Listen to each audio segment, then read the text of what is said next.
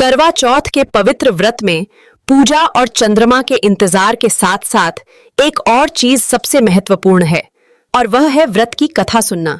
कथा सुनने से ही व्रत संपूर्ण होता है, श्रद्धा बढ़ती है और देवी देवताओं का आशीर्वाद प्राप्त होता है। बहनों, आज करवा चौथ के इस पवित्र अवसर पर मैं आपको वो कथा सुनाती हूँ।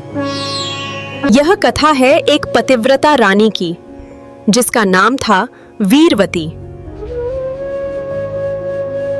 रानी वीरवती अत्यंत सुंदर और गुणवान थीं। उनका अपने पति से अटूट प्रेम था। वह अपने 7 भाइयों की इकलौती और लाडली बहन भी थीं। सभी भाई उनसे बहुत स्नेह करते थे।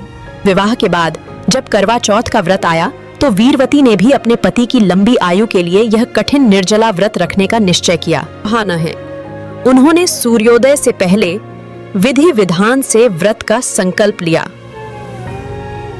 लेकिन वीरवती बहुत कोमल थीं।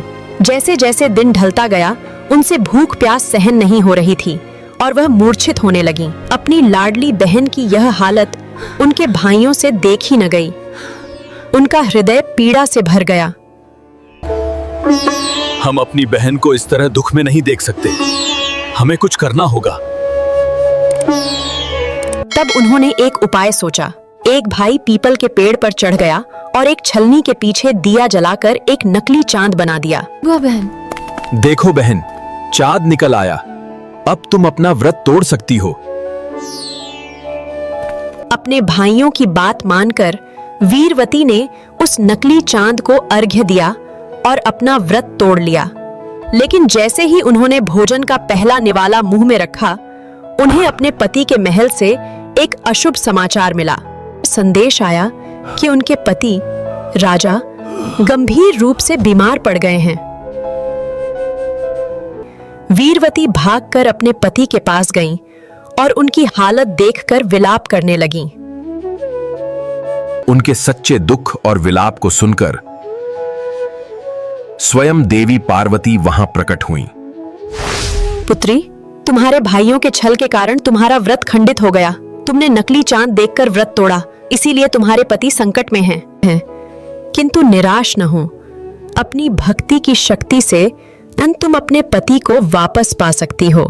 देवी पार्वती ने वीरवती को अगले करवा चौथ पर पूरे विधि विधान और अटूट श्रद्धा से व्रत रखने की सलाह दी। इस बार उन्होंने असली चांद निकलने पर ही विधि पूर्वक पूजा की और अर्घ्य दिया।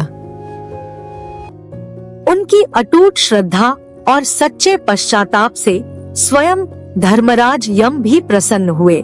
जैसे ही उन्होंने अपना व्रत संपन्न किया, उनके पति चमत्कारिक रूप से स्वस्थ हो गए। तभी से करवा चौथ का यह व्रत पति की लंबी उम्र और सुखमय दाम्पत्य जीवन के लिए सबसे महत्वपूर्ण माना जाता है। तो बहनों, सच्ची श्रद्धा से व्रत करें और यह कथा जरूर सुनें। आप सभी को करवा चौथ की हार्दिक शुभकामनाएं। अगर आपको ये वीडियो पसंद आया तो कृपया इसे लाइक करें, शेयर करें और हमारे चैनल को सब्सक्राइब करना न भूलें।